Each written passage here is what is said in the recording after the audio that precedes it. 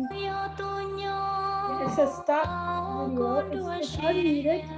Có yo tu kun thia sau nang thia hong bao số long ta tun chua nhiên chua cu nhỏ cu nó luôn chia mùa cu cho kê lu chua yo mùa đâu có ý tu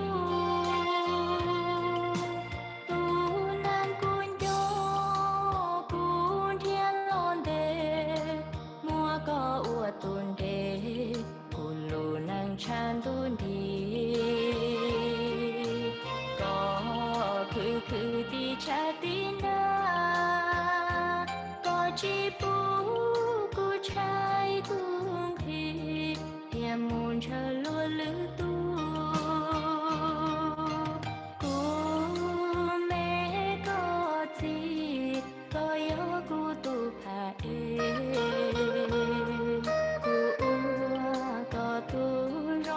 chế din thua theo hoa con nó giờ chan tu yo cu na yuan tu yuan đòn đại có nhỏ thằng ga có lu nắng nó tu nang rong tu nang cu phua cu ma ua cho phua lo so có lu hơn đó.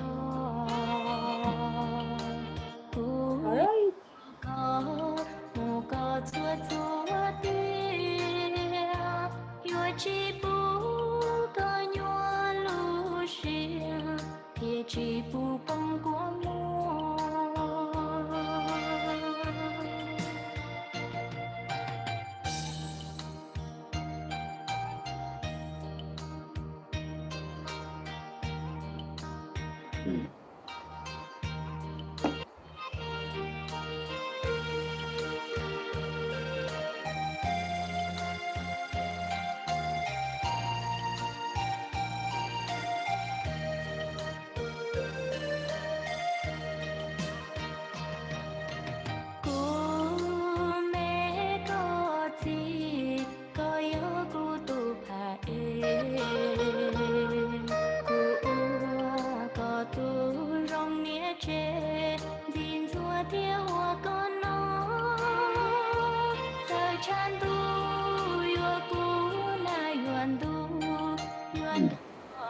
có nhỏ thằng ga có lu nắng nó tu nang rong tu nang cu phua cu ma ua cho phua lo so có lu hơn đó cu yo lu có mu có chua tia yo chi bu chỉ bu bông của mùa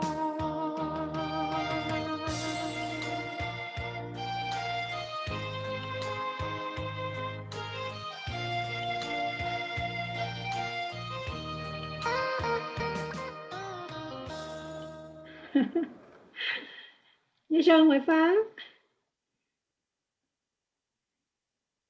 I can't hear you. Kuch no ka hallelujah.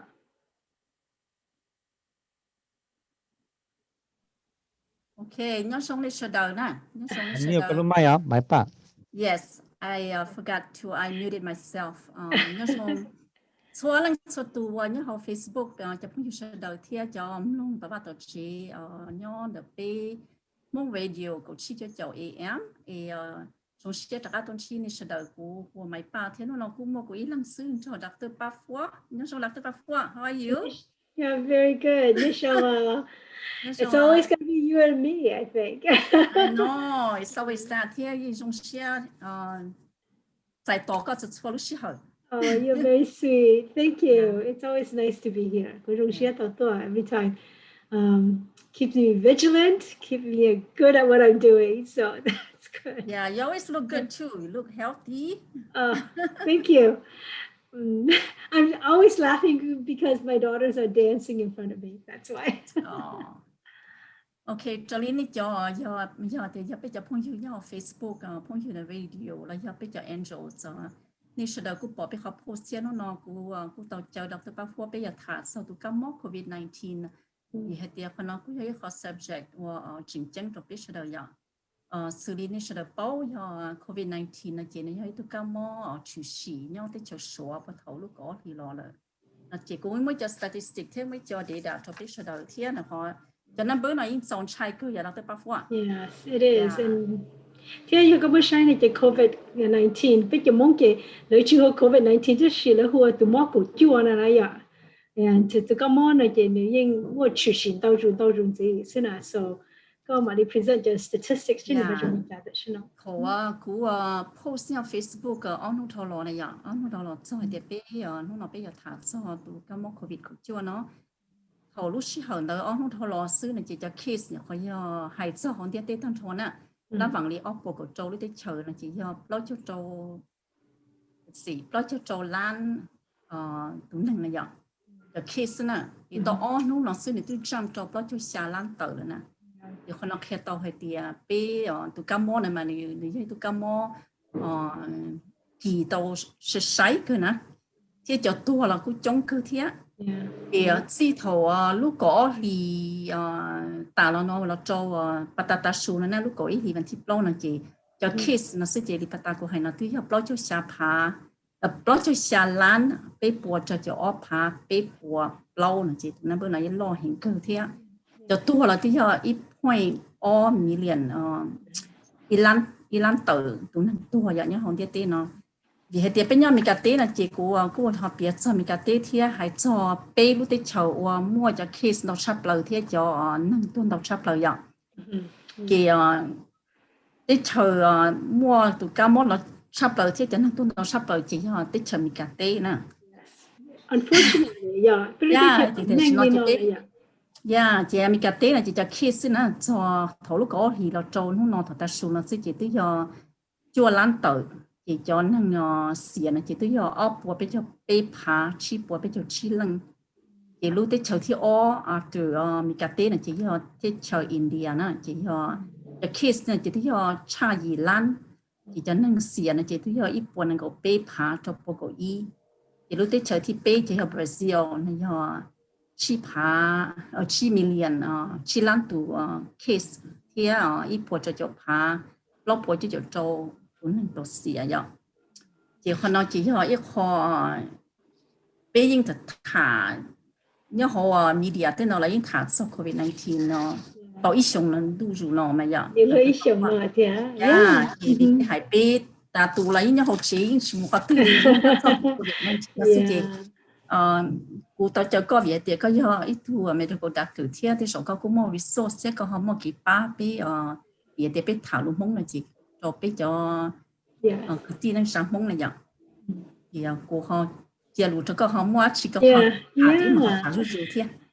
So nên nó thì mấy ba hay là cho COVID cases từ các mức của chua nó mà nếu như chơi thì chơi rủ xứ đi kia cho lu chua lì cậu lì nó mà bây giờ bỏ thì từ các mức của chua nó mà nếu chịu mua chịu xịn đau run gì xứ chỉ liên đó trên đây cho tin hay của ta xịn nên cho từ các mức của chua nó là châu run gì xứ nếu chơi thì châu rủ so trên đây khán nói được khi tao cho bé sẽ đào tan cho hay để bé chỉ tao be vigilant hay để bé chỉ tao tôi tiền gì bé chỉ cho chơi họ bé有爸爸都看个bé chỉ kỳ tao都干嘛呢 okay it's very important that we remain vigilant and so cái gì bảo thì bé sẽ đào những bảo rồi lại thầu lúc summer này chỉ trong quản lý từ干嘛呢女孩因tao rõ chỉ sẽ đào họ tại vì sự muốn sai cái gì muốn sai tin nên cha get together party lo mua chung lo mua cái bao cái tua lo cái bé họ muốn sinh chi thì sự ta sinh nó bé tao chắc cái gì lo chú bé tụ khen cái bé sự thon chi tụ cái món nào gì ya so ở trên này này sẽ là yêu bảo cho lại đây nó là cho cô yêu hay nên nó chỉ uli cô hay cho cái tin này với cái thằng mỏ nó bé cho sai CDC the Center for Disease Control hay là lấy cho recommendation như đã chỉ ta xin nó hay cho cái máu của cho nó bây giờ uli cha bây giờ care bây giờ patient như bây giờ care bây giờ care cái tin này người tôi chỉ bé cho cái máu nó bây giờ care cha so nên nó ta là nên yêu chúng ta continue to long lu mask này long lu vỏ nên nó khẩn trương nó khẩn trâu khó nếu chỉ tông chia lu còn nếu long nên họ chỉ sao thì họ sẽ sống nên họ cũng như dùng gì ôi này như một cái cartoon này lấy ở tại thì chỉ sao long nó khẩn trâu xứ chỉ nó khẩn trương này nó khẩn trương sẽ chỉ khẩn trâu này long cho nó chỉ đa it has to cover your nose and your mouth okay giờ chỉ ta cover nó khẩn trương thiết khẩn trâu thế gì khẩn thiết ý chỉ do khẩn đó nó khẩn thiết ó chỉ có yếu chỉ tao nhớ đến là ít thứ này là trâu feet, okay? Nhưng nếu mà sai thì trâu feet nó hiện đấy bởi cha, cho sometimes cho cô này I'm very bad with feet, có chỉ bảo thì có sai tao đấy, thế cho cô chơi it's very hard. Thế thì nếu mà tao thân là bây giờ nếu mà cho tao cho một nó một không lại chỉ lấy một từ mark lại thì okay có nhớ trâu feet thì có nhớ đến một non á, okay? Thế thì cho nên là thầu có họ tự mua cái này có họ nhớ họ chờ là họ chỉ mua chỗ mark nữa có yếu chỉ tôi xài tiền trâu feet này như thế một cha thì họ cũng hay cho tin năng thì có tiền có một cái tiền channel straight out okay thì có chỉ tôi xài tiền để một đợt thế chỉ do if còn gì thì double the actual distance from your hand straight out okay thì có một auto để mình có thể tiền thôi có một flat là cho tận nên để mấy pha hay đi cha là cái straight out like that yeah có hay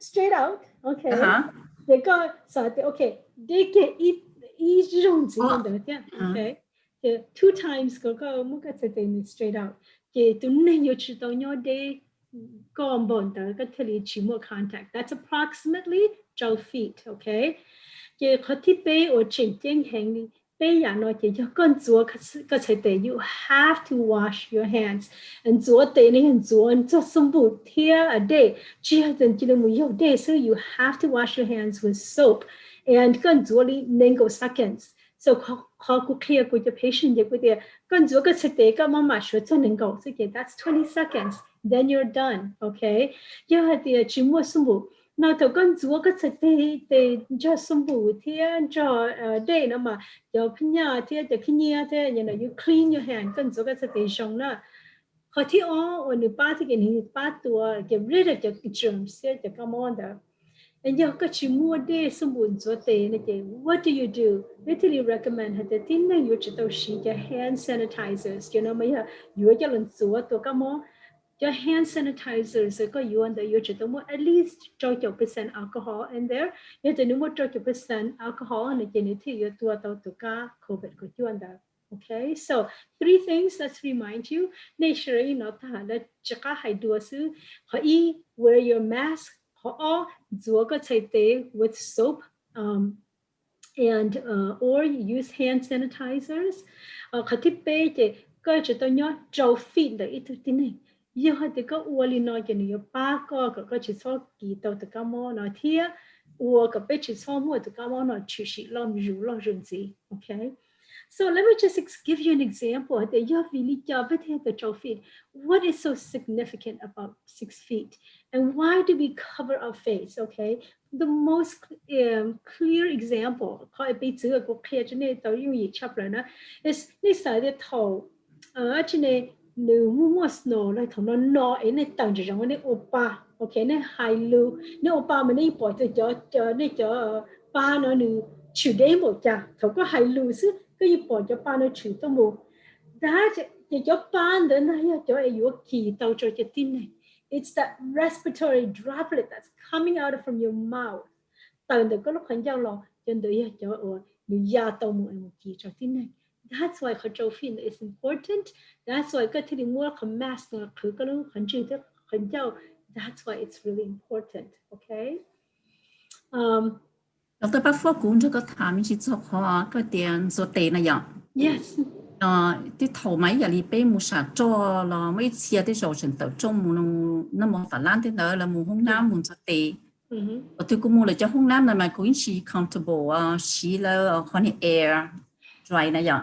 Correct. Thì cho họ cũng mentally cũng sao thì cũng chua là chỉ cho germs là chỉ cho everywhere. Thì các bác sĩ thì họ mua tới chơi nên đó chỉ số xin đó. Yes. The reason why lo mo cho air cho lo chua te no is because environmentally you be musa cho cái environment you be sa có be chỉ sa tuần đông đông đào ya cho cái chân đào này ye be mo chân đông lo wasu.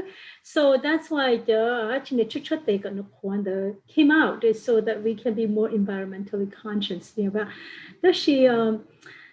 There was actually a study that was done, and they look at it. They got so on the shot. They tell you got churning the hot you got spread germ chana. You work at the panyana ya yung yi chana ke you get chua air. So you are right, my pa. You go mu the Honam tang zhao shan zhao le na. Got you so she lu chua air na. Got she can do shoni zhong cha. It's not very environmentally good, but it is much cleaner and got tili chiki tau kamo kingen yung. Okay, so you are right, and I do the same. Go learn chua air go yi san yo de days go chi san yo ji le tia. The shi no khoi zhong na because I always knew that. And ya ta lo to one day more COVID na ma ka mo ho na me ka le chua le ma go go yin chi san yo hao ya. Ta shi no je ko mo lu face mask again. So that's a good thing. Okay. So thầu có tần chỗ nè, thầu có tần chỗ mà giờ thầu lúc sau có chỉ tao xí cho cô hay đó. Wear mask, stay 6 feet away from people. Nó long có lúc khử trùng môn đời thì có nhớ đây thì nên châu feet. Có chỉ sau một chút cái thầu or những cái indoor space. Indoor space này chỉ tới lúc chế là dọc là mình tới cái thầu ở trên này tin nên một chút trong nhớ inside actually cho chua cho air conditioning thế cho heat này nó lấy mua cùng cho lượng mua cho là mua chua cả sọ thế chua cả gì thì là cho các món chua tua trâu sẽ đằng này ạ. Còn đó it's very easy cho thấy tôi nên mua nhớ là hồ tao nơi tôi mua nó cho chua là mua chua cho các loại thì that's an easy way to keep các món kinh. So try your best to not go to these small spaces where there's poor ventilation. Poor ventilation là lùi cá thì chỉ lùi mông này kìa cái chua nó tàu chỉ tàu cho sáng cháu đi chua mất cho chua nó chỉ nó recycle cho họ sử dụng. So really try to avoid those spaces. That's why lấy thứ chỉ sao push đầu or then cho đầu or chong inside chỉ sao push đầu muốn nhớ ít ba inside cho họ nó ít mỗi cái nữa chỉ cho thân cho ít ba đi. Okay. Now, you have to go outside. Okay, now I just heard that this weekend là hunting season, right? It's really great. Okay, hunting season, it's okay. Don't worry about COVID, but you do have to. Hunting, you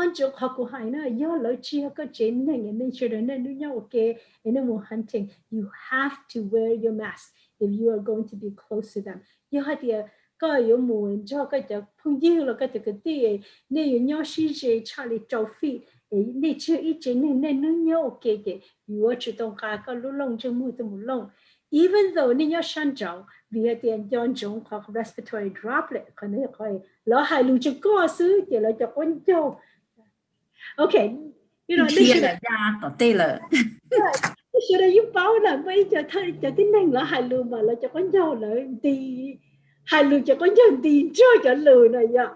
And on top of that, so nếu hai lú nó cho chuột nó bên John Jong hay thì tụ cam mô nó spread by respiratory droplets. Như hiểu cho cuộc hành châu cuốn chữ, okay? And nếu họ yo hay thì it's airborne. So pe tao thì nó nhon được cho phút chùa nó kỳ tao thế. Okay, so these are the different ways it can spread. Another way it can spread is that you have the nhớ cho tất cả trời lời ở trên này xả lô là giờ là quan trọng chỉ cho ít trời thì lúc trông lô lúc khó trông lô là giờ là sẽ tới là xả cho là tôi muốn có lúc khó trông thì tôi muốn kỳ này tôi muốn contaminate her countertop her area đấy cái chuyện một tuổi you could potentially get infected. So Yes, can you name một tuần là tuần nào weekend đó, it's opening season. Does she still bring your mask and still be careful? Don't think, I'm on the outside. It is totally okay. Chị Olita, chị need it. You need it, okay? So. Dr. Bao Bata có mention so indoors. Nhớ sao hồ chí này vậy? Yes. Tại sao này cũng giờ cái quá trình chẳng không go vì hết tiệt. Nhớ giờ liền là bé mình sợ tàn là chỉ tu nó là. Yes. Bé cho hi thì có hay à, cho hi thì bé vào là chỉ là bé có trong. Thật sự rồi tên đó là giờ thầu cho nó mà bé chừng khi có trong khi có trái thì cho chừng lông lò thế vậy. Yes. Nó chỉ nó chỉ có mùng tầng là có mùa lấy khi có trong chia lại có trong đồ có mùa là tế và tế chỉ là我冲你个海路了我 birthday 咯了我电脑节了应该个中节sau đó我爸ที่จะ爸個是樣就一度摸是嘅呀就學個啲 experience 即可能到聽呀個 experience 可能到俾每路衝你係有你 take 一度能是那樣你做多就得了呢That's right. Yeah. That's right. Còn đấy có tấm mình lo chấp rồi ta xin nó nữa. Nếu chỉ dùng hạt tiền cho tin năng lỡ nếu chỉ lý ta nó kalau lỡ cho studies ta xin nó lỡ bỏ mà lỡ bỏ tiền cho tin năng kỳ trong dù nó chỉ cho lý ta chỉ để tụi các món nó mà nè rồi chỉ nè lo tu là do vì tin năng mua cho activity mua xí ok xí cũng ok lý nó chỉ nè ít tu kỳ ta chừng bao okay. Khó nói yêu khát mình ta xin nó lấy cho thà cho hay nhớ học bên state of Minnesota nó rồi xã sẽ là bỏ mỗi cho tin năng cầu gì xong cho biết cho chỉ xong mỗi sẽ là mandatory một cua cả ta sẽ lên từ mỏ nhưng lên từ mỏ thì mỗi tuần được cầu cho họ chơi chỉ phụ nữ ta nên là I don't think that's gonna go okay because people don't want to be restricted. People don't want to be told what to do. But what they need, you get that. But you need to go to the cafe. Go you just only know because basic a bit more freedom. Tell them what it do she say. So just call the Highlander vì hết địa. Cho tin này như một câu gì cho bé cho trí xong nè na. Cho phần tao lỡ kỳ tụi mó là thế là lỡ chỉ mua mó. Lỡ mua cho là lúc chế thế là lỡ chỉ bao hai tiền lỡ tức kỳ đó tụi mó cho là lúc chế là giờ thầu lỡ muốn cho tê bao nó chế lợi thêm một kỳ tao dùng gì hạng lệ giờ giờ hai tiền bé bao hai tiền từ từ nữa một câu gì cho bé kiểu trí sống nữa một tụi mó là bé muốn được quarantine kia bé muốn được isolate kia nó chế tới rồi còn đợi tụi cao mó nó chỉ để tôi cho tụi mình đó là xứ giờ chỉ kỳ cho chừng bao okay so còn nói cho khách tán mạng ta xin nó control chỉ tao tụi cao mó nó vì hai tiền spread này sẽ được phải ok sẽ được cần đâu ok lo nó chung ok lo cứ đi tôi xin chi lo tôi sẽ bảo là now remember bây giờ cho Thanksgiving ok bây giờ cho Christmas cho lo thế bây giờ mong bây giờ I think cái là mua chỉ phải mua bây giờ là thế yeah there's still all these family activities because you know ta xin nó cho hai cho actually cases of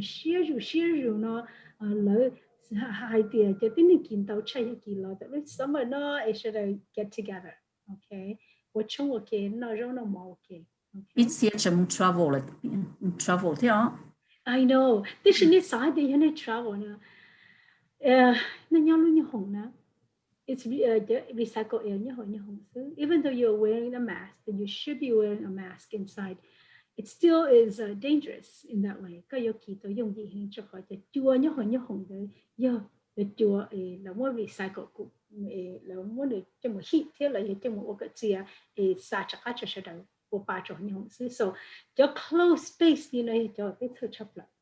Okay. I wonder hay thì si thấu một tụ cam mô này là như hồng là bỏ tàu something different hay sao cho hoa chua này vậy?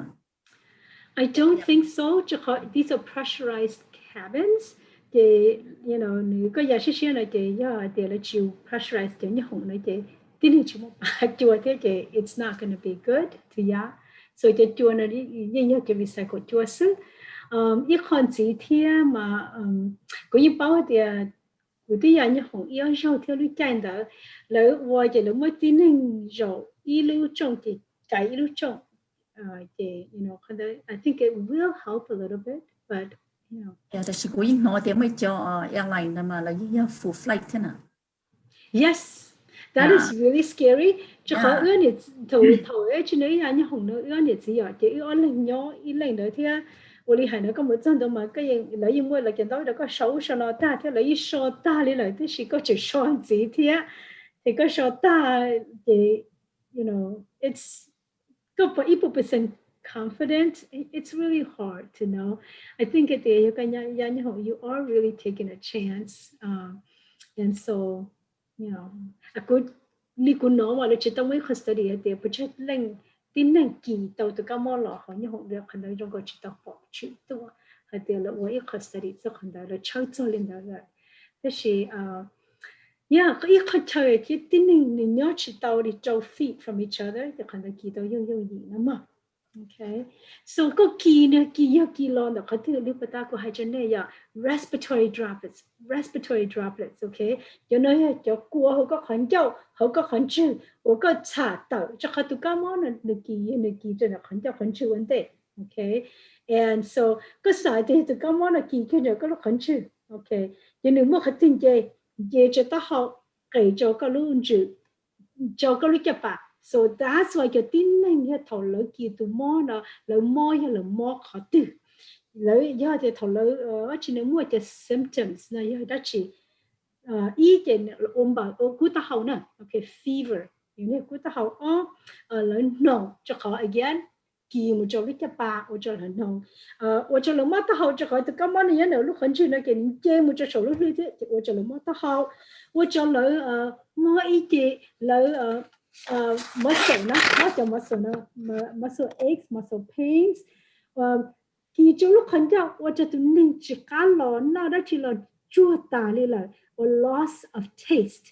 Ý cho tin rằng là lỡ chỉ là lose khẩn đó chứ nè, lỡ đó chỉ là cái nó mỏ cá chỉ nó mỏ chỉ cá chỉ đi tả đi là cho họ là cái sensation of taste is gone. Here, near they have a loss of the sense of smell. Cho họ có control nữa, where you get your smell, nhưng mà có control bây giờ. Nhưng cái sao thì cái này kỳ cho nó có control. ਜੇ một chỗ nên cái cho họ sẽ cái that's where a lot of the symptoms of COVID starts is the control, okay, and then giờ thì họ bố một chỗ lúc plá chỉ thì ở chỗ cái sinh share, thì ở chỗ tin hình rồi plá. Really, cho tin rằng những một cái symptom nói chứ, those are all symptoms of COVID. So, for example, when a patient calls me, you might think rằng who cho cô này thì, oh, Dr. Pahua, cũng mua cho bà. The first thing cô sa sẽ chỉ có điều, bây giờ có một COVID, okay? Lấy giờ ấy tôi tin rằng who cho cô thì cô rửa plá hành lý, có bộ một chua rửa plá cho cô này chỉ có những sao thì bây giờ có một COVID, okay? Chắc có COVID nhưng ô lên đó cho tin rằng thế. And so initially being bảo lại thì ít tin này như này thì nó mới thì you know cũng nói hay thì khả năng mấy cũng nói sự cũng chỉ bảo mấy cái thì lý giải cũng chỉ bảo cái detail ý là mỗi ít bên nhỉ nếu mà mỗi ít chế hàng bên nếu mỗi cái nếu mỗi ít chế hàng cái này cho thế nhưng nếu mỗi ít chế nếu mỗi chơi từ mà xử cái này rồi các bé mong mà là cái sai sản này bia thì nếu mỗi chơi lại rồi thì nếu mỗi rồi ta thì là chắc chế cái này không mỗi chế là chỉ rong á. Jadi kita oku ada ombau mu te ombau nama fevers and chills ini kita mu kena cinca te lo mà qua này kita mu COVID thầu nu mu COVID kita tu kỳ cho tu ở rau nữa là okay tu mong ở rau nữa tu kỳ cho tu đó là so this is nu kena nhớ khai trình hàng cho bé tu bao hết tiệt tu nên nu mu COVID nên nu rong đi chả ít cho nên te ole có hay lợi gì nó mỏ chỉ cá li lose the sense of smell and near đó chỉ là chỉ nó trừ đi là mỏ cho bá hoặc là bơi là cú ta hảo hoặc là sinh xia hoặc là rửa plá hoặc là là什么thôi hoặc là no these are all signs of COVID, okay. Now đó cho tôi tin này uolin đó xem nào ni chỉ uo hình trang đó nè nó chỉ biết chỉ sợ biết hai chỗ tụi này nó có nhớ từ gì tới chế có get over có cái sickness có chỉ need to một qua thăm mỏ đó là thầu tư giờ tụi này nó watch tàu ba have difficulty breathing lý do này nó mò này nó hồ xía là giờ chỉnh này nó hồ xía hàng lý do tụi này đó nó gần thâu là có một cha này là nó chỉ lên là rung cổ lên nó chỉ cho nên gần thâu là do tụi này đó actually what else we show blood only how to do it daily and you get dehydrated. These are signs and symptoms or nature the who knew the tongue more like you done G it medical doctor. One John Jong Toyana who just the emergency room just you had any power to go to name the more COVID like you nature the page idea. Cũng nè là có chỉ là có chuyện lâu nó more COVID là Johnny nói bây giờ cho tôi cho the emergency room là cho nên cái thăm mộ nhất the emergency là thứ bao prepare ba cho nên tôi thiệt cái là chỉ sau kỳ tôi cảm ơn là thiệt họ giờ họ nên chỉ qua hành vận cái phần đầu bây giờ hai cái patient thì cái là nhau chế cái là hậu đề cái là nó chua ba là tôi chế sự kiện ba là cho lý có nó này bấm mua mình nhiều chấm nhiều dầu cho COVID. Cảm ơn lần đầu tiên. Yes, okay. So let's talk about the tin nên của người kỳ đầu từ cảm ơn là dùng gì. These are the people who are the high risk people. Cho nên mà cho chủ từ cảm ơn mà là kỳ mà người kỳ đầu dùng gì hành vi thế mà hoặc者tin nên là more severely, more hành lý. Okay. cho tin nên là chỉ nên hoặc者là什么大型人 okay. So cái tin nên là cho ở yếu chủ là vàng tiền, you have to be very, very careful, okay? So, cho nên lòng, okay? So, cái hai cho nên lòng là gì? Cho bao cho xong, nếu kỳ tụ cảm ơn là dùng gì cha cho bé cho xong. Cho chỉ cho xong là kỳ tụ cảm ơn là dùng gì cha tụ bao cho xong. Cho xa cho xong là kỳ tụ cảm ơn là dùng gì cha tụ cho xong. Thế chỉ nên đó, có gì lâu có tụ cảm ơn là thật có kỳ tụ nếu gì severe, nếu gì hành cho tụ nên đó, hoặc cho tụ nên là more to monitor, more low charge to nên lòng. Okay, so you có to nên lòng. Có thì you có to tin nên có more cancer. Okay, you có more cancer, là more chua cho cái nó là có yếu chủ là vàng hành cho cái có kỳ từ cái món nó nhiều hành cho có hành vì nhiều uo cho có một cái mạng hành. Có thì bây giờ tin nên uo có more có lú trọc. You have kidney disease, any kind of kidney disease. Có risk có kỳ từ cái món nó is very high. Thế cho nên có kỳ từ cái món nó nhiều uo hành cho có. Giờ tin nên nữa COPD là chronic obstructive pulmonary disease. Cho nên là một tâm mệnh cho là luôn chịu cho là bao nhiêu nhiêu. Cho nên nó là ở trên này kỳ từ cái món nó kỳ dùng nhị cha thì very severe. Họ tiếp bé ý con gì thế? I'm sorry, tao hành này là đó chưa. Giờ tin nên mua heart disease. Giờ cái ý tin nên có lúc lỡ chỉ mua gió, có lúc lỡ tôi bùa, có tôi mua heart attack, có tôi more cardiomyopathy, nhưng mà tâm mình cho cái lúc lại, you can get this disease easier and it is going to be much more severe. Okay. The tin nên when are immunocompromised, bị tao hạt địa, you can trả lời chỉ mua ra specifically, the tin nên là lông trậu. Okay, cái nên lông trậu nó mà lớn là cái chua là cho nó chế, có không là cái trả đau, còn là cái trả đau chỉ phụ hay hén, thì lấy thì ở trên này giải tàu lúc trậu nó cho là lúc chế. Cho tin nên nó là a very high risk. Dĩ mù, cho tin nên bù. Okay. Now, bù, what do you mean? Cho tin nên cho. Okay. So, yeah, the BMI, the body mass index, or for obesity, there is a body mass index of beta Russia. There's a lot of beta nên mong the lùa, the low, or nụ bù hình nhất thì nó. Okay. So, you choice. Pregnancy, that can put you at high risk.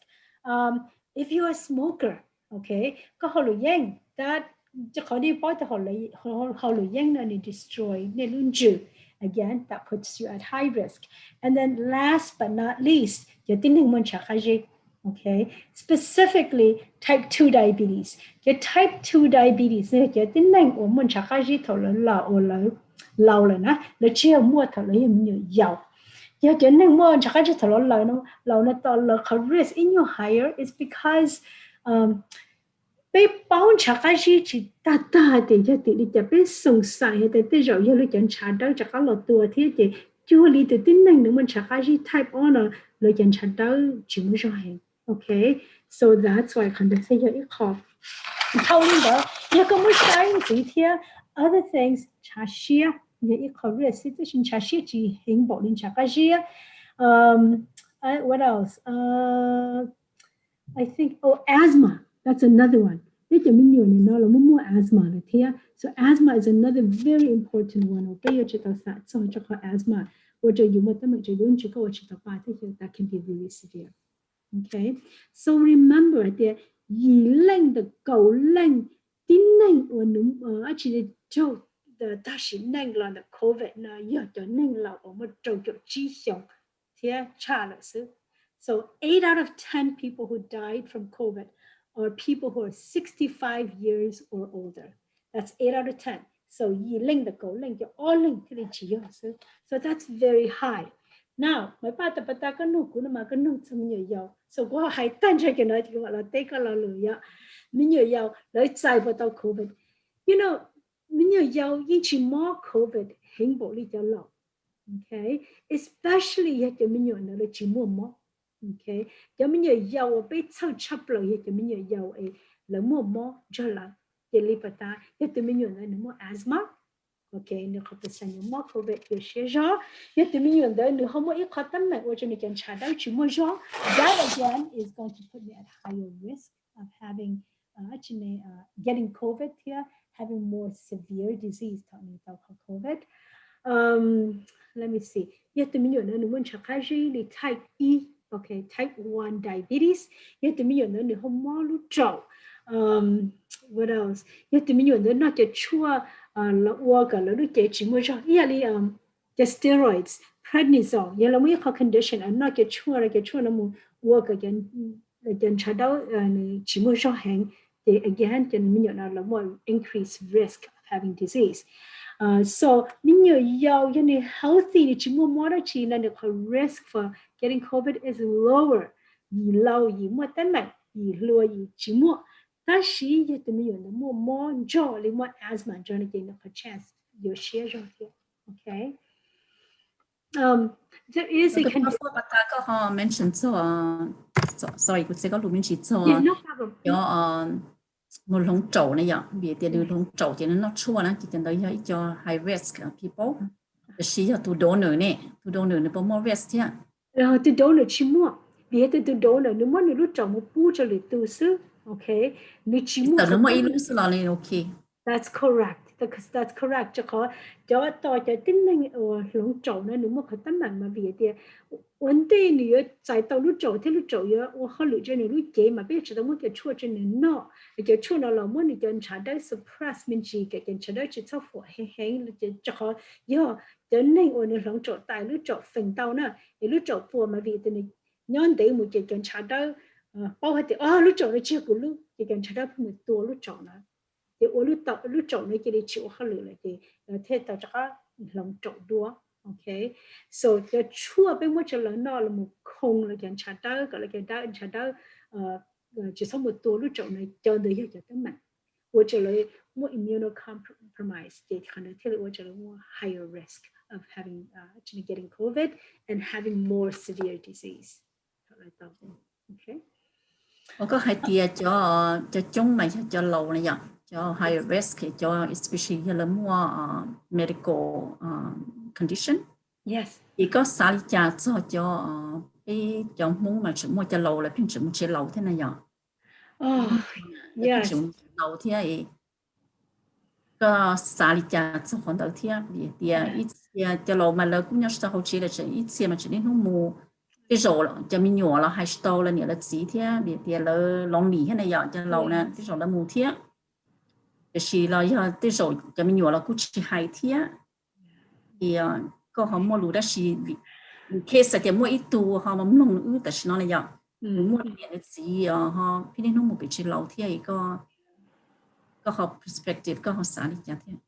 You know, good sense mà có sao the state you more regulations cho chế lòng nó vậy, cái lớn mua là cái safe distance between cho tin năng mua xin đó, okay. Hắn nhớ mà cho bus cho cho lòng nó là cái safe distance riêng bộ cha choเขาlấy cho cho lòng thế là một cái một cho chế lòng thế, cứ sáng thì thầu nó mới cho chế lòng nó lấy mua ít khó lấy mua cái chân hình dầu, day from each other, cái chỉ thay nhau gì cái sẽ được mua 我是了，可是的，要得一个我还做 feet distance 的，那个呀，看到个后边的人，我这个上海的人，我领导，天气领导 again 弄就么就 mask 那天，做对天，么就 hand sanitizers，those are the best。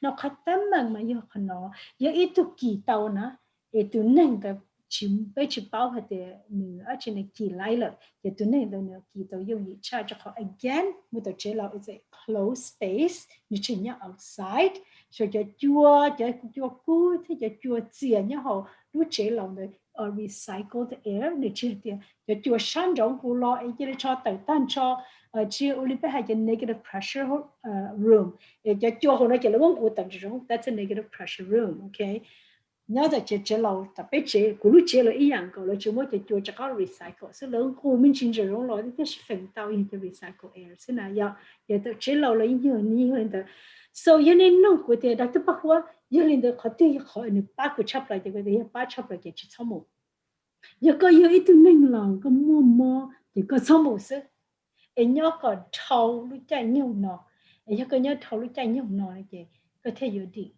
now you know, cô hai đi nó là cô yên feel bad too, cho cô lấy cô hai cho cô cho mình nhựa, thế cô hai cho cô cho patient, cô hai cho là hết đi á. We know a lot about COVID-19, and we do not know enough about COVID-19. Bây giờ bao tàu hay là, thế bây giờ chỉ tao bao dầu đi, bây giờ sẽ sao thế? Bây giờ bao tiền được kỳ đi nó, thế bây giờ chỉ tao bao mình tăng cho tiền, như là mình bao mua được cho cái kỳ thế, còn nó không biết chỉ bao. Okay, so bây giờ bao tàu hành là chỉ chuẩn tàu hành, bây giờ bao giờ từ cái máu của chuột là thế, so that is why họ bây giờ ở tàu gì, bây giờ ở đi chắc là họ thì có nhiều chỉ từ bắc cái từ keng, có chỉ sau kỳ cái tàu từ cái máu nó, để nhớ cái tàu từ cái máu nó, cho lưỡi xong xe, bây giờ để bố trí nên nu chắc là sinh chi được, that's the most important. Cái bây giờ xia, bây giờ tao chắc là thì là sai thì bây giờ xia mà nu phải cha, cho thì you call xia mình chỉ là telephone. Who got a phone jata? You can FaceTime, yeah. Yes, you can do FaceTime. She knew her phone. You can do that. You can give kisses on the phone. So yes, yeah, the shinjo la shita her phone. Jot lucha she man. So important. Especially bây giờ là nay yo chỉ tao đi thấy này thì tiệt cho họ dân chúng hay tiệt họ có hay là gì lên từ cầu lên ở ta xin lên giờ cho lâu xứ, cho lâu ở nó cho kiểu chi xong cho sáu xứ thì giờ trong vấn đề là cái này yo chỉ tao bao tiệt này chỉ tao cho các đi thấy này cái này chỉ xong một tấm mày giờ chỉ sao nhau họ chế tao mua thâu kiến rồi rong giờ cái tao mua thâu kiến rồi rong là chỉ có lo mask, ok không có lo mask mà liền thâu kiến rồi rong giờ thì là mua đăng là mua activity tên đó là của những hai chơi cái là thì chỉ tham mưu của những hai là chỉ tham mưu đi nhớ chế sự我看到还得try to come on and nhớ chế của những hai nó cho cái patient tên cho đi nữa mà so原来叫老年生着了của thọ hay trên này thì nên cho chồng to come on mà hình cha nhân để cái lão cho tên năng lão thì thọ này chỉ xong một nó thì nên nhớ hỗ trợ để nhớ tàu đi để nhớ cái thầu to come on cho giờ nên cho không như là hôn cho lại thà còn là như it's okay thế rồi thì máy bay hay you can FaceTime that that's a good one. Yeah, thế Dr. Bảo Quang có hay cho gì lần là cổ lần này chị cho chống chị cho chị sống cho sâu này vậy. Right. Chị mà biết cho lúa rau này chị biết tàu chẳng phải biết tụ kinh vì hết tiền cho lâu thì rồi là nhớ là hậu vào chị để xử là tàu tụ cá mỏ vì hết tiền biết tụ lúa này vậy. Yes. Biết muốn cá tàu tụ cá mỏ nó mùi vậy biết sửa biết nhiệt biết gì rồi là biết sửa tụ lâu này nè. Biết cho tụ kiêng cá mù cho lâu này vậy. Yes. Biết cho lúa anyone cho tụ cái hay tàu cứ còn chứ. Yes. Tàu protect here, sao để phèn chống ít cho mà là hết tiền. We actually told to come on and I know. Okay. To come on, it's not going to happen to me. Nana yang, China. Yes. Chẳng pha. Yes. Từ hít lỡ nè mà thầu hít lỡ tụi năng là lúc thế chua giờ là chính năng kia mà còn tao đi mà đi click là lúc mày nè giờ là mày đi. Oh, to come on is real. Ini cái hay it's real. Những contagious. Cái này is a deadly virus nè giờ. Thằng đó là mà lại chỉ là mà đi sang hết tiệt ôi.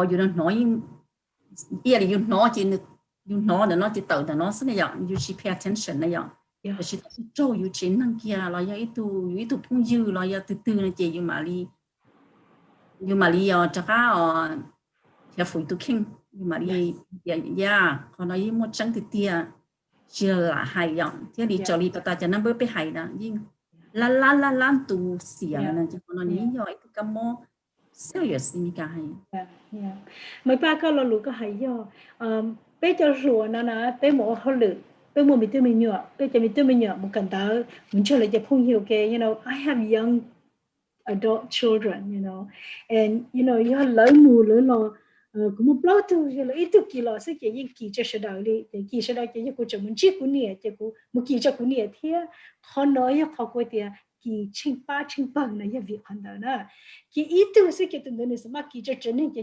giờ để chân này nó chỉ một sai tuần này lâu rồi sai tuần nụ rồi một sai đã lâu rồi sai tay rồi đấy chứ một kỳ cho chân đỡ rồi chỉ cho nó kỳ cho tỏ là chứ kỳ ít ba li họ nói họ tại xin nó để control chỉ tao tin này cho họ nhớ bây giờ thì chăm cái nó bây mua freedom bây chỉ cả tin này là một bây không nên đó okay thì giờ thì bây chỉ cả tin này là không bây giờ chỉ tao không bây khác the king so that's why the Department of Health and Human Services là hay để thó sẽ đòi nhiều không nhiều sự cho họ là chỉ xả là yêu tin này của linh đạo cho họ bây giờ tới nó chỉ tới chờ yêu tin này但是要的tin này chỉ của linh đạo cái này tôi chống rủ more chống rủ chỉ sự cho họ là họ chỉ dùng cho bây giờ tới nó and so có lo có một trang hàng đi đi mà có hai tin này thầu chỉ tao cho là nó chỉ là chính chính thì mua từ món nào thế thì có một số là mua nó thế chỉ bây giờ tin này nè bây giờ politician là thế thì chỉ mua từ món nào thế chỉ hàng nó này giờ chỉ ôi cha bây giờ bây sành nữa thế là chỉ hay thì đi chỉ hàng của cha thế thì thầu ít tin này mua kia là ít tin này tua kia là thầu nữa chỉ nhưng mà bao thì wow nhưng mà lý cha thì ôi mua thì họ nên hàng thì họ nè chỉ cố hai cho cái mình nhỏ cố hai cho nên ý giả của tiền bây giờ này là bây giờ chỉ tao bây giờ best bây giờ ba bây giờ kinh đi bây ba tàu cho họ bây giờ chỉ bao thì tụi các món này kỳ đi chả thế chỉ cho bây bao chỉ bây giờ nó chỉ bây giờ đời giờ chỉ tao bây giờ best giờ thì champion như tụi giờ ta yêu lúc đã rồi là như tụi ba yêu lúc đã rồi ta là giờ yêu trận kỳ nó là thằng tới chỉ muốn lấy cho cái ba tàu là okay you have done your best you có cái best để cho kia là you chỉ một cái tu share cho you tu khen là hay giờ thì có một đầu đi có mà nếu muốn cho cái tin nó cho nó có kỳ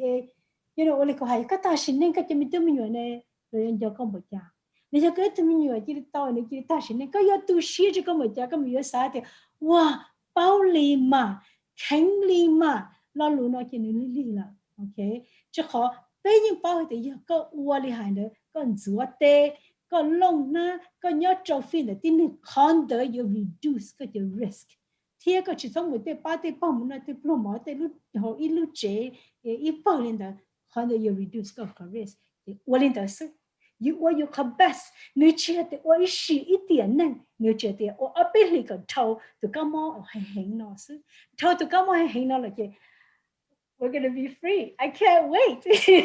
I can't wait to hug my patients. I can't wait to hug the people I love, you know. So, nếu như nhớ lo, nếu chạy nhau的nhớ lo，但是你要知道 be patient. 我现在个做你讲的，你把你的看个做你讲的。That's all we are asking of our patients. 要你我领导，你只摸你东西背，我你就通摸，我你推去记着背，就好像你记着背的 ，you know, it's bad for us too. It's not good. Giờ tôi bảo bà ta có hay thì giờ cho YouTube King là giờ YouTube Singer là YouTube Minyo là gì xí là những tu share này vậy. Yes. Giờ dùng mất sai thì dùng bé mà bé sầu trâu thì bé vì bao để rồi chả kia thì mà cho lấy bé nó mà chỉ giờ có trâu có công phu không mò chỉ có chẳng những tôi sầu có đi. Chỉ tao này nè.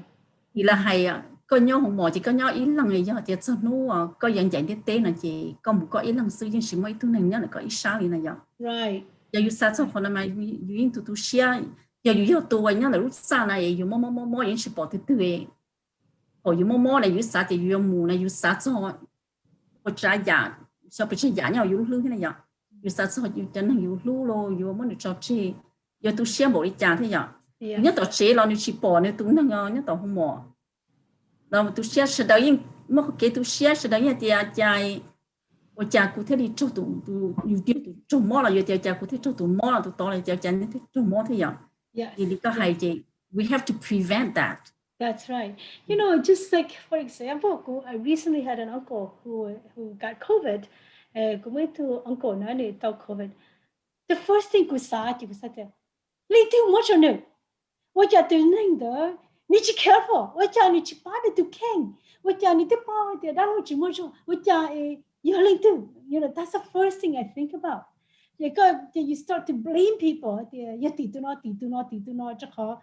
tụi nên nó món lo hiện nè, giờ thằng nó món lo thế có luôn nữa, giờ có những cái giờ thì lên từ hết từ, tôi trả lời giờ lên đó, giờ lời long ná, giờ lời bùa, giờ thằng con chữ nữa, giờ lời long ná long tệ, giờ lời tôi tu nữa là ôn lên nó, tới rồi nó chỉ nó chỉ một tụi món nó, tới rồi nó chỉ tu, tới rồi nó chuyển cho bên nhau, cho họ you are right, tụi nên nó một tao không mò là, the only thing I can do is cho họ của tôi thầm mò, thế của hưu tao muốn cho I understand what they're saying.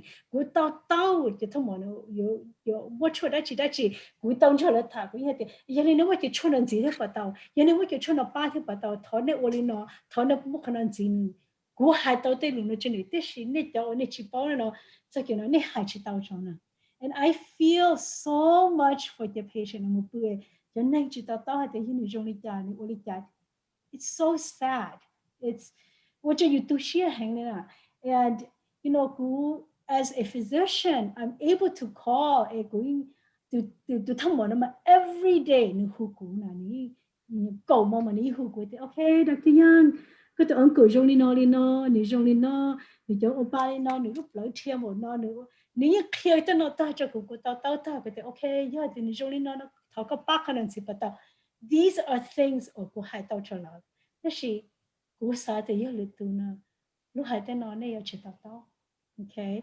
and how hard would that be? It would be so hard. And here we go hai mà ba lấy chỉ bu cái một na.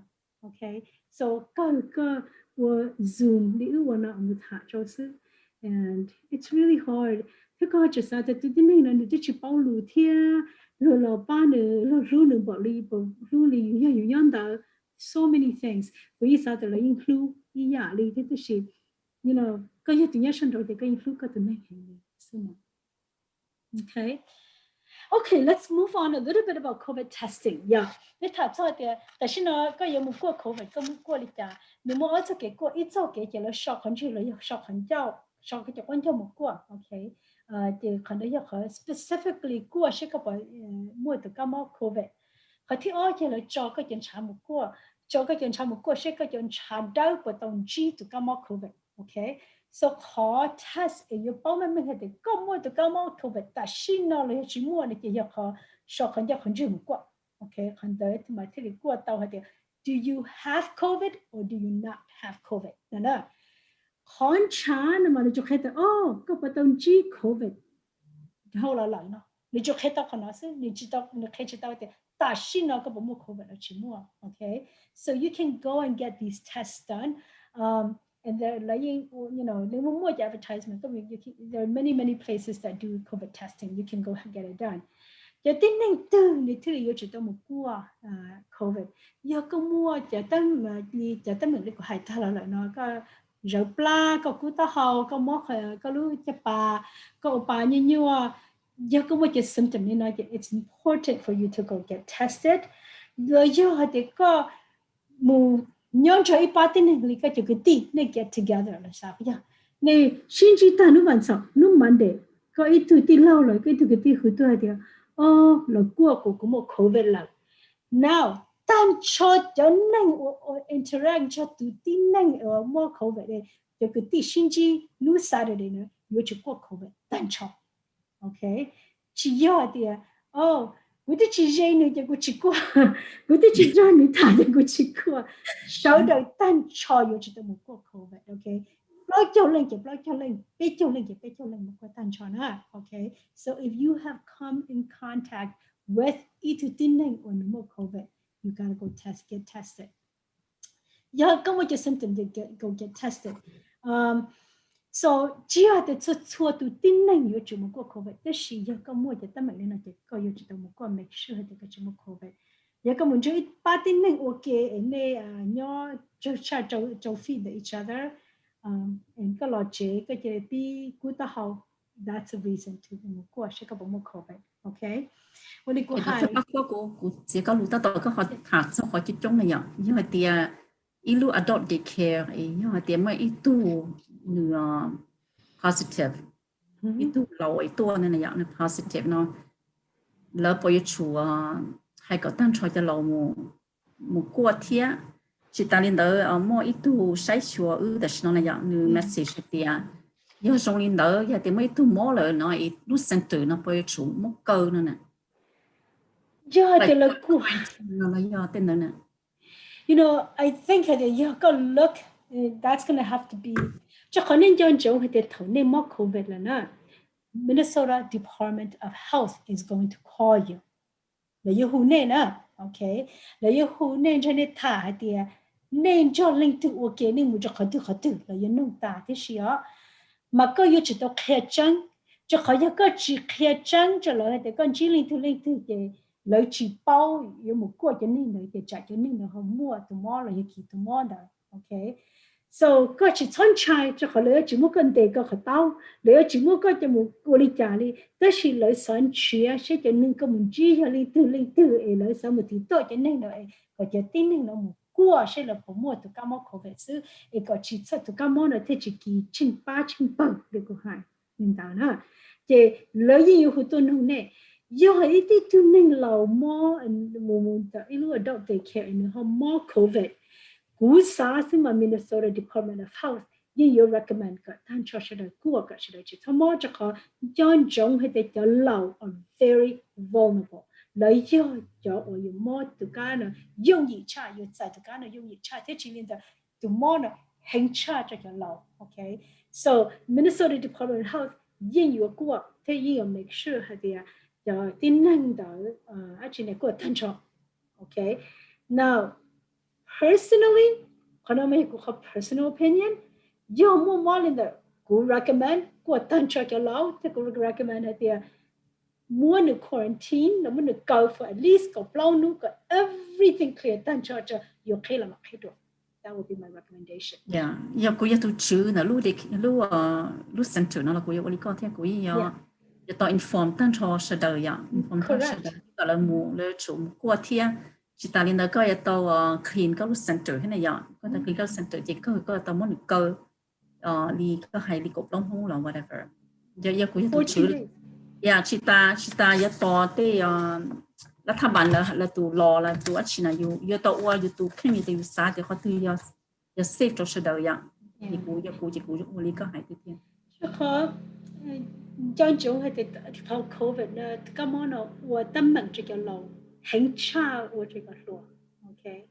And that's why it's very very important had the daycare center like actually the adult daycare like the nursing home cho nên lâu na còn lại you know lại mua cho program là mua cho what do you want to say cho là actually in place cái thì mỗi thứ nên mua là cái bao giờ khi thì nên mua là bây giờ chọn đi chả bây giờ cô đi chả cho nói cho yêu chỉ tụi mua nhá chia ba sự cho coi cho nên cái emergency plan I guess that's why I see it as an emergency plan and gọi là mua chẳng được nhá thôi. No, let me just give you an example. I was exposed as a physician của mỗi thứ patient tôi chỉ của the patient nó này tôi này từ nó mỗi lo phải thấy gì. So nếu tôi chỉ cũ, the patient could find out is positive for COVID, okay? Thế thì nếu tôi chỉ cũ nó họ chỉ hay cho nó họ COVID, mà nó hay thì nó mới lo để nó phải xử sự thì cú sau thì có thể okay, có một lo thì có tôi cũng chỉ có sự. Thế thì thâu thì nó mặc hay có thể Dr. Yang cũng một COVID này thì thằng đó thì what did I do? Thì first I was in complete isolation from cô chăm nhiều, tôi có tự gì. Okay, cô hui cô chăm nhiều, cô hui cô tự chỉ cho cái tiền, cô mỗi cái patient tôi ăn mua là, cô mua cái case gì rồi cô nhóc cô khơi đấy, cô chỉ nói chuyện, or của lo chế đó là cũng dân chạy sầu của lúc cha cho cậu của lúc không cha mới lúc không nám của chỉ tàu lo đi nè của sợ thì mua hai lưỡi thì của chắc là chúng cao chứ. It was really nice because I didn't have to cook. It was really nice because I did. This I was in quarantine. Go blow nu, go to see them. Go to do lucha. Chỉ nên go lúc họ trông cho go lucha cần cầu cũng các cái họ sẽ chỉ cần cầu. Cũng mấy thứ mình nhiều, cái thứ mình nhiều, tức là có chỉ tao của nó mình cho của chắc cái đó có cho, thế mà nó chỉ tao muốn được khẩu xí cho con này là có chỉ tao của đi. Của yên hơi cái của con chỉ trong của chân chạy cho sao của cha thì của đã để tăng cho thì nhớ họ của lúc cha the entire night, the entire day để tất cả của sao chỉ mua lại là chứ. Có một test thì có positive và negative mà. Negative, yeah, negative. Đó là vì hai tia của expose cho tụi nên đã lâu. Của yêu cho tao quarantine, okay? Của có bao nhiêu thế là by definition của chỉ mua của chỉ mỗi cái bà của chỉ này mua any problems của chỉ mua ít các symptom đi để của quarantine cầu nu, and then after cầu nu thì của một test của negative thì thôi của negative thì okay I'm good. Đó chỉ có là vui tao sao? Là của tao expose thì có thể mà expose chúng ta chỉ có một test là của negative là của gì chỉ một số lần từ đi cho ước nhận gì thế xin đi ạ chỉ những bộ chỉ dùng cho nhau họ dùng lúc chế gì nhưng chỉ một số lần từ for đó nó chỉ ta đây dùng muốn tăng thế nào muốn tăng là chỉ dùng sport thì chỉ dùng một chỗ chỉ thế này ạ chỉ muốn tăng là của những một test của những cái là quarantine ý dạng của nó cái đến cho chúng nó so nên always know của thế đó tôi bảoว่ากูmuốn luôn đấy là ta của nó đấy thứ móกูmuốn có đầu tư là you know của nó là you know when do I go to get tested qua cho lại tiền giờ có một test nó cho kia có thì nó có chỉ mua chứ đó là vì để cái tôi muốn expose cho tụi nên đó là có yếu chỉ tôi quarantine có self cho cầu nó okay bé tao hay để có mua có chỉ mua có test negative chỉ negative có yếu chủ nhỏ cầu nó để chỉ mua contact cho tụi nên nè so quarantine nó mà nó là bây giờ là quarantine bây giờ là isolation okay isolation quarantine này đó chỉ quarantine nó mà giờ itu tin năng ở nó mà có exposure nó muốn chi lại chứ nó muốn chi thì tin năng nó mua covid nó chỉ mua tất rồi nó chỉ mua symptom lo bây giờ nó mua symptom tụi năng đó chỉ muốn nó chi lại tụi họ nói họ quarantine okay họ có isolation nó mà tụi tin năng ở nó tụi mua covid lại thì tụi năng nó bây giờ chỉ tao muốn isolate chỉ muốn nó contact cho linh tự linh. Okay, so when they isolation and quarantine are two different things. So you go, you go hai mai ba, nếu mũi luôn đây, bây giờ bao hạt thì ít tin nên more COVID hậu là, để có more potential to be exposed cho tụi nên đó. Giờ lên đó, có chỉ muốn test nó là để cho hết tiền nó có chỉ muốn đó, John Jong hạt tiền take all and teeth for COVID to watch she them cho có lúc đấy. So it might be 2 weeks. So you have to be very careful. So you có chỉ mua symptoms, có chỉ mua mỗi cái bà, có chỉ mua ít có symptom. Đó chỉ đi chỉ cút hậu chỉ say xe, chỉ cho blood and đó lên cái, lời recommend cầu nu chỉ bu có mua họ tự đi, okay? Chỉ bu có mua contact. Họ yêu có bị mua symptom như vậy, có blood nu, okay? And then thầu nó ta có mà lên một cua sẽ có bộ mua, giờ có negative này chỉ có thầu lại chỉ có những chỉ mua, so cho cú chỉ có quarantine cầu nu, thì after cầu nu chỉ có mà lên một cua của chỉ mua thì có okay I'm good to go, and so I lose all my privileges. giờ hai tiếng ít tu này nếu tu trâu ít dầu này nếu bỏ trâu tàu thì ở thì là giờ nếu trâu ít dầu chỉ ní tiền nào ní chỉ trâu gì đi này. No. So the studies are showing the number of the child non da cho là của cái tin chọn trả đau nó chọn chọn hết tiệt chọn trả đau nó giờ giờ có chỉ cho ít sau là nè chỉ có lúc chị nếu tu uo cho thằng hẳn nhau có lúc chị to là chỉ giờ lười giàu cái chắc ăn chỉ là tua kia xứ nếu chị thay thì bây giờ chị ta muốn chết tụi nó là bắt cái tua nếu chỉ đi tua kia tụi các món đó xứ. What they are showing is that phần tao your immunity ni last basically, Okay, after Bailey có một cái potential to get reinfected again. So chỉ có mỗi giờ là chỉ bị tao thì có yếu đi cháu đi đó, chỉ có những cái immunity này chỉ last Bailey sẽ cái thao Bailey này chỉ có chỉ một cái opportunity chỉ có kỳ đua thế, nếu chỉ có ý nhà có yếu thay sinh này, có yếu chỉ kinh gì đấy.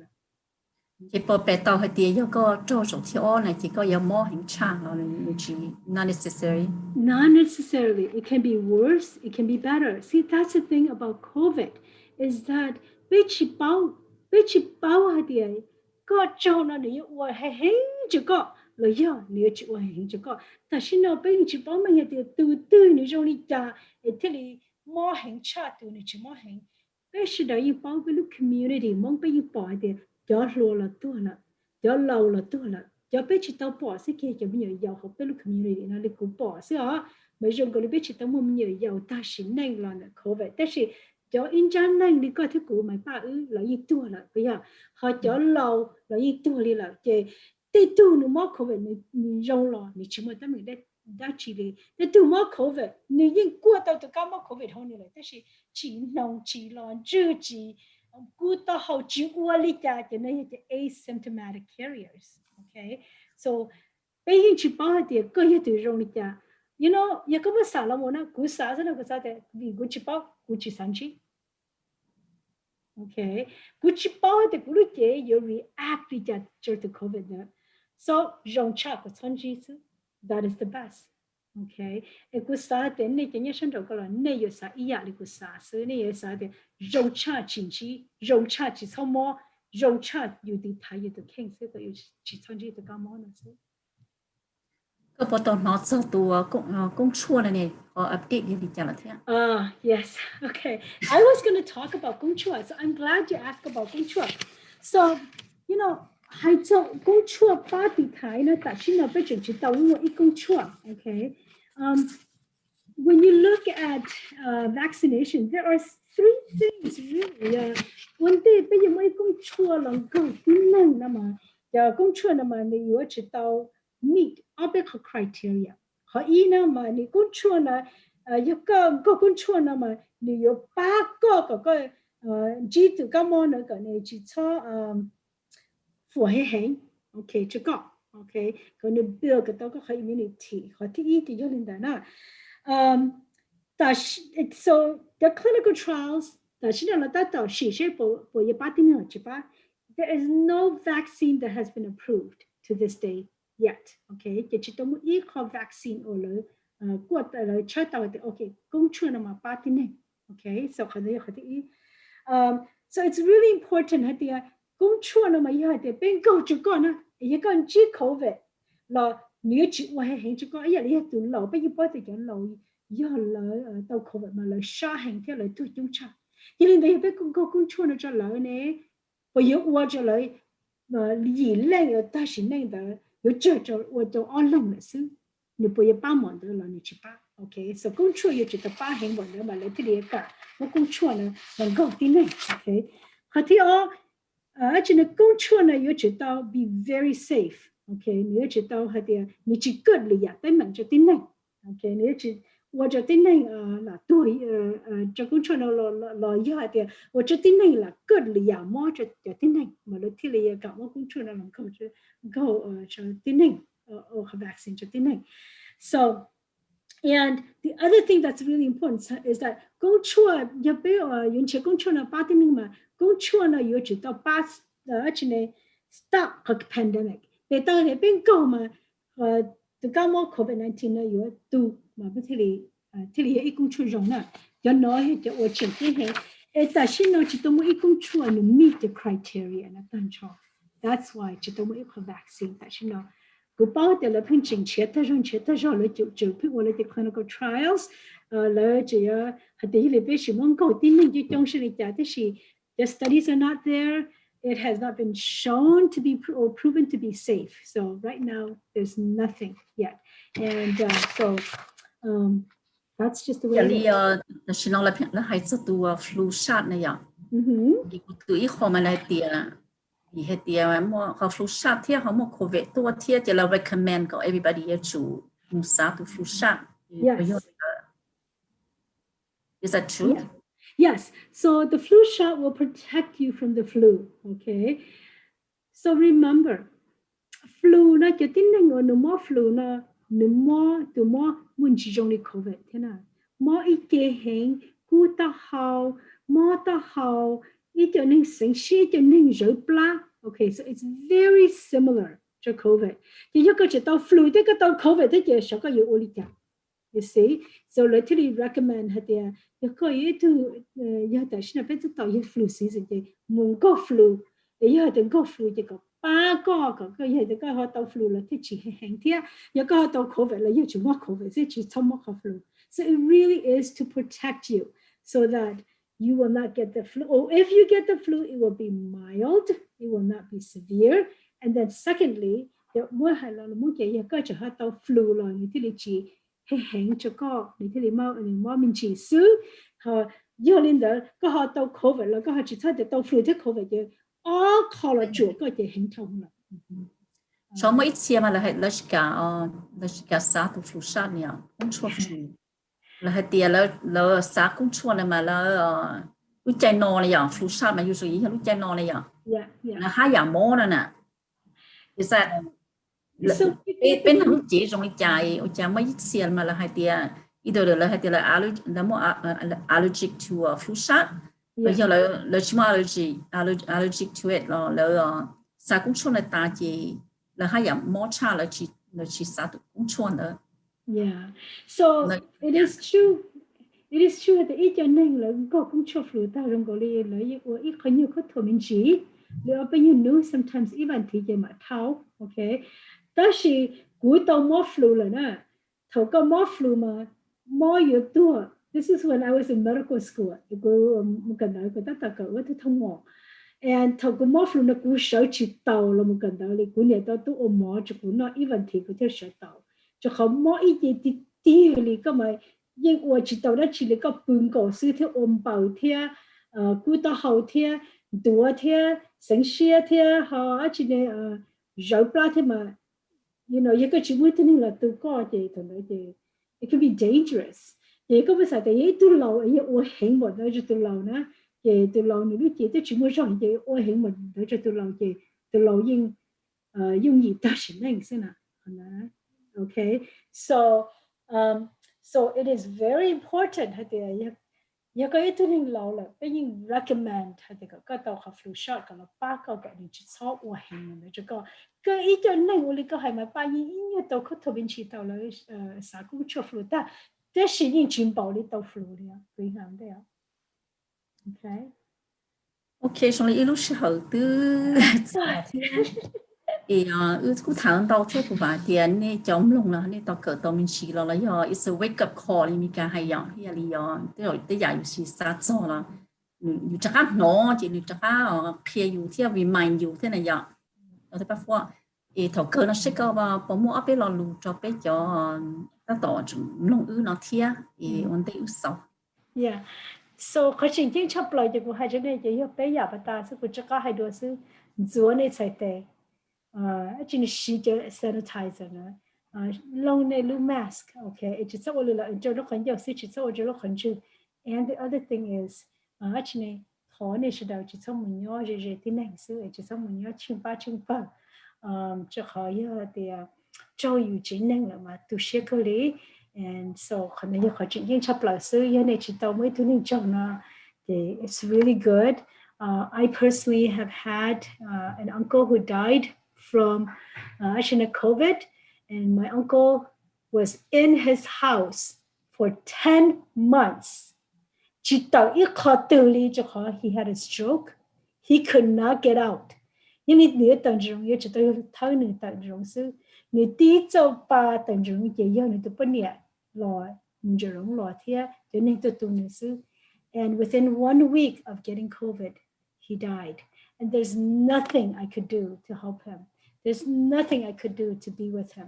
So, COVID is real, and do please protect yourself and protect the nurses who are going to be helping you. bây giờ thông một bây giờ nên gọi là first responders bây giờ trời nếu mà mò lo tôi nên tôi bây giờ trờiอยู่บ้านเนี่ยbây giờ trờiเนี่ยgiờ liền tới nếu mà ta là please respect us and help us as well có bây ba tao này bây thì sự đời thì nó có nhiều rộng cho gia đình mình. Yeah, what you talking about, Dr. Foua?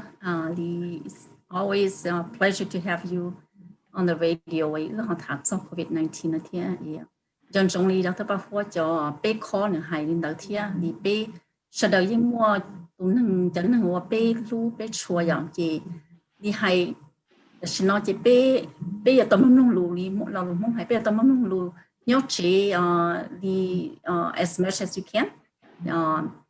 Sau một cái thứ thiệt, thì để dùng cho dùng nhiều gì là dùng cho dùng mấy thứ mình nhỏ, rồi dùng cho lên cứ nó chỉ, nhưng mà lúc sát đông thiệt thì bắt đầu phải mua FaceTime cái sạp bỏ vậy,แต่nó Zoom vậy,แต่nó đó phải có信息đến đây thế giờ, sau đó, I think I don't know, sau đó bắt đầu信息để rồi bắt đầu lu, ít là lu ở lý sự giờ, maybe, vấn đề pandemic sự thế信息的是，别点mua the technology nowadays and more Zoom, more FaceTime là chỉ biết信息thế thì lý cô hay cũng nhiều, cũng bao nhiêu cũng nhiều dùng cho bé thế là bé dùng cho cũng nhiều thế là dùng bao nhiêu dùng hóa rõ là chỉ dùng sáu mũ thế này vậy thì cái hay cái số cũng cho symptom cũng cho là gì cũng cho symptom chỉ it doesn't show là chỉ cái số chỉ có họ mua symptom chỉ có họ cho một cho lâu thế này vậy thì cũng những chỉ số một số cũng nhiều thế thì từ đầu I don't know, tapi cuma nak usah apa ni thế. Tersiali di hay pe di pata Dr. Foua hay pe cái chi long lu nhau chế bữa hin gì nó sẽ xong chia từ từ tua sẽ của Covid-19 họ xong đi trả thế là sẽ là họ chia từ từ công chua này là ba sự đầu tiên thì và hay tiền này sự đầu là nó cá nhân giống thank you very much Dr. Foua. Thank you. Let's stay all healthy, safe, and đi lâu mình cái stay alive. Yes. Xong thế vậy. Yeah. Chỉ có cái món là thầu là chỉ biết hoặc là chỉ là biết màu nhớ xong ní sẽ đợi biết mà tất xin chị đồ nè. Bye bye. Xin chị. Thank you. Tôi tu nhau hao cuốn đua xia. Có yo tu kun thia sau nàng thia hong bao số long ta tun chua nhiên chua cũ nhỏ cũ nó luôn chia mù cũ cho kê lu chua yêu mùa đâu có ý tu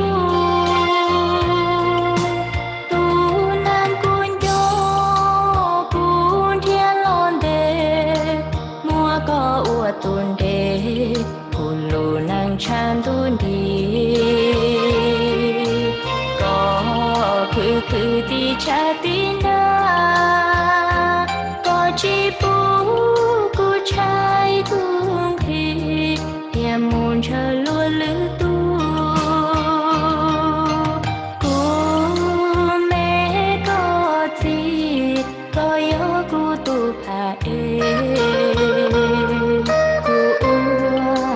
tu rong nghĩa chế gìn xua theo hoa con nó thời chan tu yêu cũ na yuan tu yuan đòn đại có nhỏ thằng ga có lu nắng lo cũ tu nang rong tu nang cũ phua cũ mà ua cho phua lo so có lu hương đó cú yêu lu có mù có chua tia yêu chỉ bu có nhua lu xia thì chỉ bu bông của